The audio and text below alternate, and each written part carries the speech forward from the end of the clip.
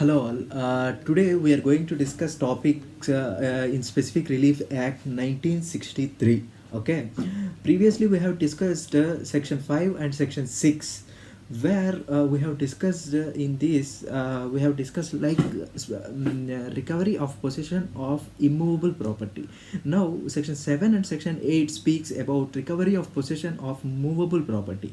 So under Section 7, any person who is entitled for the possession of some movable property may file a suit under this section as per and he can recover the movable property as per the provisions mentioned under Code of Civil Procedure 1908. Okay, there are some explanation for this section. There are two explanations. What are they?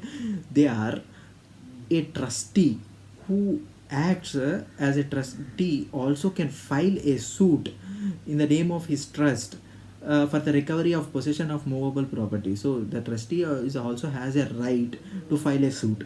And the second point which this section says is a special or temporary right is enough for the possession of movable property is sufficient for the possession of movable property and to file suit under this section. Okay, a special or temporary right is enough in the property. Okay, so now we will talk about Section 8. What Section 8 speaks?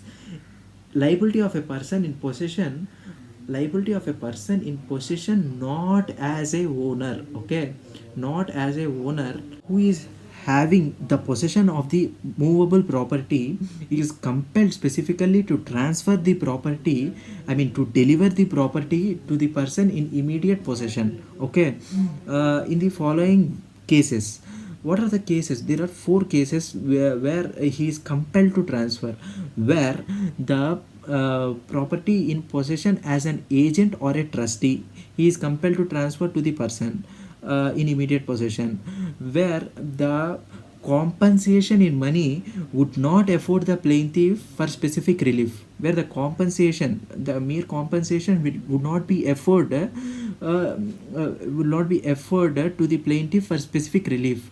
And the next thing is where it would be extremely difficult to ascertain the actual damage. It will be extremely difficult to ascertain the actual damage. Okay, so when the possession of the things claimed has been wrongfully transferred from the plaintiff, wrongfully transferred from the plaintiff means by an undue influence or coercion or any of the thing is wrongfully transferred from the plaintiff. Okay, here we have to remember the main point in this section is the court shall presume. Here we have to remember the court shall presume for the things which we have discussed, the four things we have discussed in that. The second thing and the third thing which we have discussed is the mere compensation is not enough for the relief of the plaintiff. So that is one point. And the second point is it would be extremely difficult to ascertain the actual damage.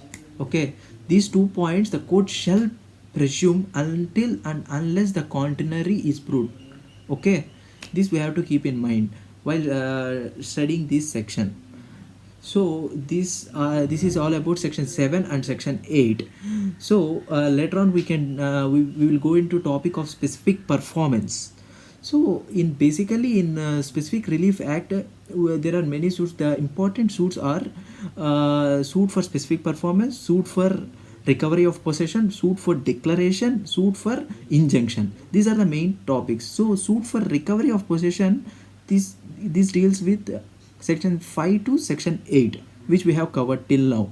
Now we will go into suit for specific performance, which is discussed under Part 1 and Chapter 2 of Specific Relief Act. So it will be from Section 9 to Section 25. Okay, we will discuss it later on in the next classes. Thank you.